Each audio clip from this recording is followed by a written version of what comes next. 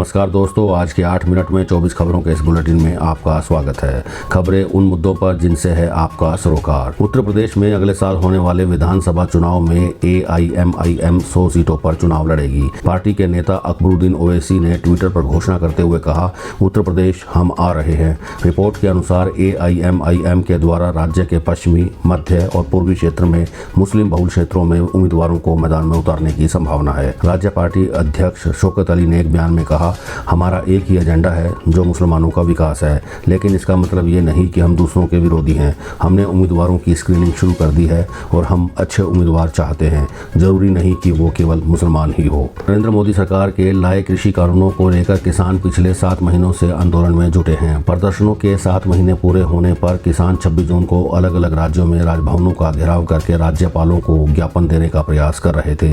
इस बीच दिल्ली में संवेदनशील हालात देखते हुए उपराज्यपाल के घर की सुरक्षा चाक चौबंद कर दी गई थी। राकेश टिकैत ने धमकी दी थी कि अगर किसानों को राज्यपाल से ना मिलने दिया गया तो वे ट्रैक्टरों के साथ दिल्ली कूच करेंगे। हालांकि अब उन्होंने अपनी ये योजना रद्द कर दी है। राकेश टिकैत ने खुद ट्वीट करके बताया कि नॉर्थ ईस्ट DCP के दफ्तर में किसानों की उपराज्यपाल से वर्चुअल मीटिंग कराई गई और उनके सचिव ने आकर ज्ञापन स्वीकार किया, इसलिए आज कोई दिल्ली कूच नहीं करेगा। सरकार ने इलेक्ट्रिक वाहनों के मैन्युफैक्चरिंग और इस्तेमाल को बढ़ावा देने वाली फेम इंडिया योजना के दूसरे चरण को बढ़ा दिया है। इस योजना को 2 साल 31 मार्च 2024 तक के लिए बढ़ा दिया गया है। इस बारे में उद्योग मंडल फिक्की ने कहा कि योजना की समय सीमा बढ़ाए जाने से उद्योग को इलेक्ट्रिक वाहनों की टाली गई मांग को पूरा करने में मदद मिलेगी। आपको बता दें कि फेम इंडिया योजना के दूसरे चरण में सार्वजनिक और साझा परिवहन साधनों को बिजली चालित बनाने का जोर है। सरकार ने पर्यावरण अनुकूल वाहनों को बढ़ावा देने के मकसद से फेम इंडिया योजना 2015 में शुरू की थी। शनिवार से उत्तर प्रदेश में जिला पंचायत अध्यक्ष के लिए नामांकन की प्रक्रिया शुरू हो गई है। नामांकन प्रक्रिया शुरू होने के साथ ही बागपत के जिला पंचायत अध्यक्ष पद के चुनाव में बड़ा ड्रामा देखने को मिला। बागपत से जिला पंचायत अध्यक्ष पद की प्रत्याशी ममता किशोर ने स्थानीय भाजपा सांसद सतपाल सिंह पर अपहरण कर जबरदस्ती पार्टी ज्वाइन कराने का आरोप लगाया है। दरअसल शनिवार को नामांकन प्रक्रिया शुरू होने के साथ ही रालोद से जिला पंचायत अध्यक्ष की प्रत्याशी ममता किशोर अपने पति जय किशोर के साथ भाजपा में शामिल हो गई थी। ममता ने स्थानीय सांसद सतपाल सिंह की मौजूदगी में भाजपा ज्वाइन की थी। ममता के भाजपा में जाने के बाद जिला पंचायत अध्यक्ष पर बीजेपी की जीत सुनिश्चित दिखाई दे रही थी, लेकिन थोड़ी ही देर बाद ममता किशोर दोबारा से अपने पति जय किशोर के साथ रालोद पार्टी में वापस आ गई। रतन टाटा अपनी सादगी और दरियादिली के लिए जाने जाते हैं। टाटा ग्रुप के फाउंडर जमशेद जी टाटा अपने निधन के 117 वर्षों के बाद भी दुनिया के सबसे बड़े दानवीर के रूप में जाने जाते हैं। हुरून रिसर्च एडेलगिव फाउंडेशन की सूची में वो अब भी शीर्ष पर है। अगर मौजूदा समय के हिसाब से गणना करें तो उन्होंने 7.60 लाख रुपए दान किए थे। उनकी दानवीरता की कई कहानियां हैं। व्यापार और कारोबार के साथ जमशेद जी टाटा लोगों की भलाई का काम करते ही रहते थे। 1896 में उन्होंने बॉम्बे के गवर्नर को एक पत्र लिखा था, जिसमें उन्होंने कहा था कि अब वो पर्याप्त धन कमा चुके हैं और अब लोगों की मदद करना चाहते हैं। उन्होंने लिखा था कि कृषि प्रधान इस देश को अब औद्योगिक आधार की जरूरत है। उन्होंने अपनी कमाई का तिहाई हिस्सा दान करके एक इंस्टीट्यूट बनाया, जिसे 1909 में इंडियन इंस्टीट्यूट ऑफ साइंस का नाम दिया गया। भारतीय आयुर्विज्ञान अनुसंधान परिषद के महानिदेशक बलराम भार्गव का कहना है कि डेल्टा प्लस अब 12 देशों में मौजूद है। उन्होंने कहा कि भारत में डेल्टा प्लस के 10 राज्यों में 48 मामले सामने आए हैं और वे बहुत स्थानीय हैं। मामलों में से सबसे अधिक 22 मामले महाराष्ट्र से आए हैं। वहीं राष्ट्रीय रोग नियंत्रण केंद्र के निदेशक सुरजीत सिंह का कहना है कि तमिलनाडु में डेल्टा प्लस के 9 मामले सामने आए हैं, जबकि मध्य प्रदेश में 7, केरल में 3, पंजाब और गुजरात में 2 तथा आंध्र प्रदेश, ओडिशा, राजस्थान, जम्मू कश्मीर, हरियाणा और कर्नाटक में 1 मामला सामने आया है। अडानी ग्रुप इन दिनों काफी तेजी से कारोबार जगत में आगे बढ़ रहा था, लेकिन फिर कुछ वजहों से उसे धक्का लगना शुरू हो गया।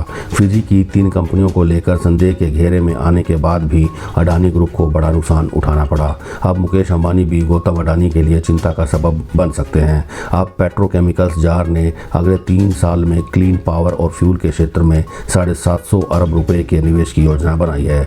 इससे देश के 2 बड़े रईसों की सीधी टक्कर हो सकती है। टेलीकॉम और रिटेल सेक्टर में रिलायंस ने अपने झंडे गाड़ दिए हैं और अब सोलर एनर्जी के क्षेत्र में भारी भरकम निवेश का ब्लूप्रिंट तैयार है। कंपनी जामनगर में 5000 एकड़ जमीन में ग्रीन एनर्जी गीगा कॉम्प्लेक्स बनाने वाली है। मध्य प्रदेश के पूर्व स्वास्थ्य मंत्री और पाटन से भाजपा विधायक अजय बिश्नोई ने ट्वीट कर अपनी ही पार्टी की सांसद और पूर्व केंद्रीय मंत्री मेनका गांधी को को घटिया महिला कहा है।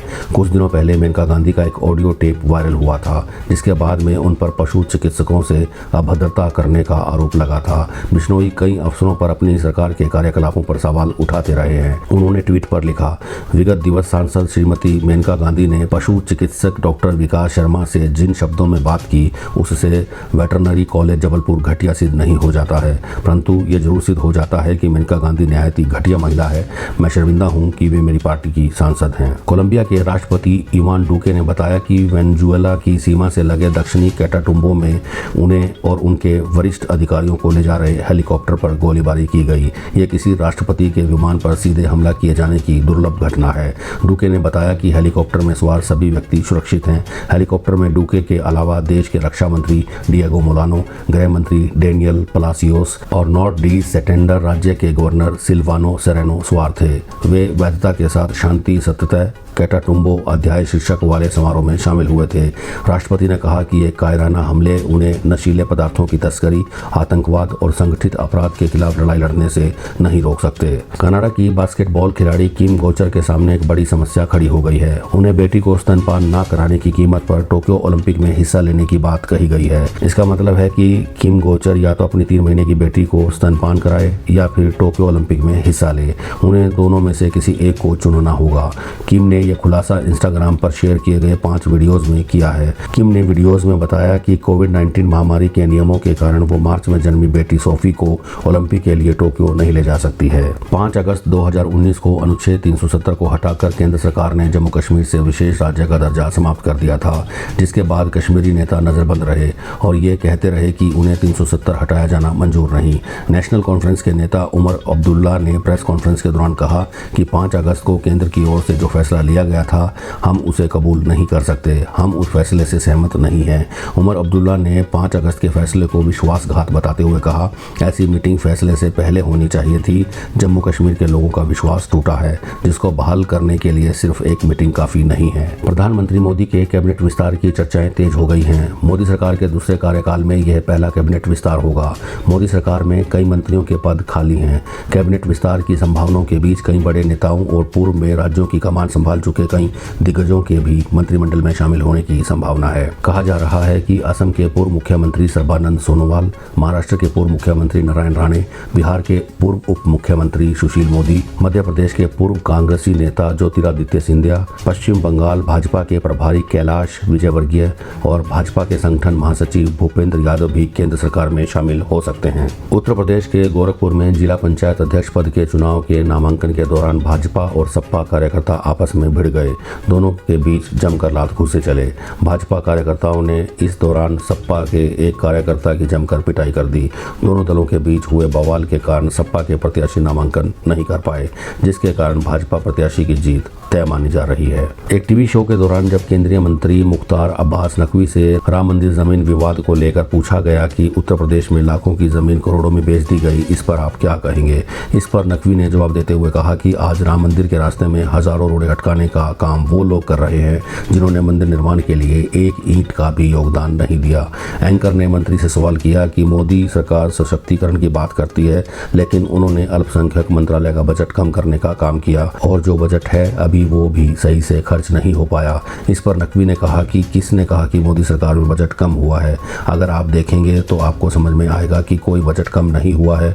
मोदी सरकार सशक्तिकरण में रुपए की कोई कमी नहीं रख रही। गुरुग्राम पुलिस ने अपने नौकर के नाम फर्जी कंपनी दर्ज कर सरकारी खजाने से 19.90 करोड़ रुपए से अधिक की धोखाधड़ी करने के मामले में एक व्यक्ति को गिरफ्तार किया है। आरोपी की पहचान दिल्ली के रोहिणी निवासी वीरेंद्र सिंह के रूप में हुई है। अधिकारियों ने बताया कि उसे एक गुप्त सूचना के आधार पर दिल्ली से गिरफ्तार किया गया है और तब से वो पुलिस रिमांड पर है। प्रवर्तन निदेशालय ने एक अदालत को बताया कि महाराष्ट्र के पूर्व गृह मंत्री अनिल देशमुख को मुंबई में बार मालिकों से 4 करोड़ रुपए प्राप्त हुए थे और उन्होंने विभिन्न छद्म कंपनियों के जरिए प्राप्त दान दिखाकर इस रकम को अपने न्यास में डाल दिया। ईडी ने देशमुख के निजी सचिव संजीव पलांडे और निजी सहायक कुंदन शिंदे को रिमांड पर लेने के लिए की जा रही सुनवाई के दौरान यह दावा किया।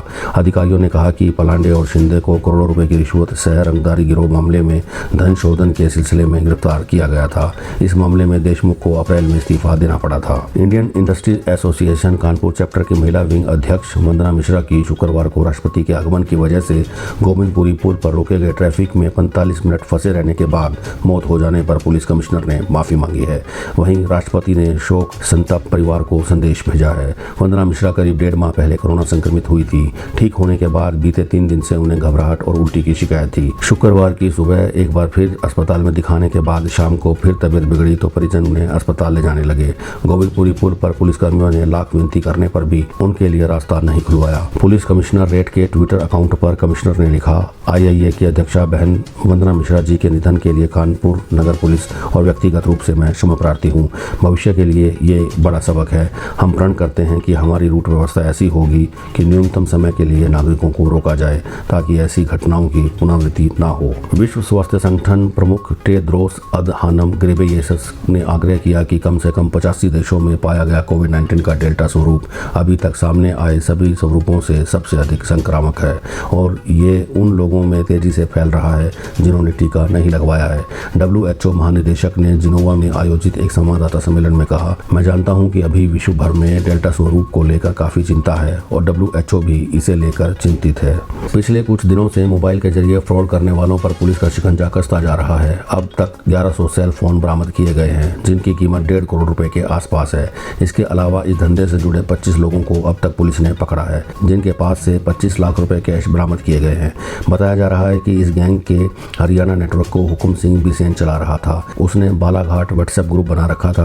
4 राज्यों की पुलिस की कार्रवाई में पकड़े गए 2 अन्य आरोपियों का नाम रजत मदान और सुधीर नारंग बताया जा रहा है। रजत मदान कैथल का रहने वाला है। उसके पास से पुलिस ने 872 मोबाइल फोन बरामद किए हैं। पुलिस के मुताबिक गिरोह के सदस्य अमेजन, फ्लिपकार्ट सहित कई अन्य ऑनलाइन प्लेटफॉर्म की ऐप को थर्ड पार्टी क्लोनिंग ऐप से क्लोनिंग करते हैं। जम्मू कश्मीर में चल रही शांति प्रक्रिया आतंकवादियों को रास नहीं आ रही है। पिछले कुछ दिनों से लगातार आतंकवादी सुरक्षा बलों या आम नागरिकों को निशाना बना रहे हैं। आतंकियों ने श्रीनगर के बाबर शाह इलाके में सीआरपीएफ गश्ती दल पर ग्रेनेड से हमला कर दिया।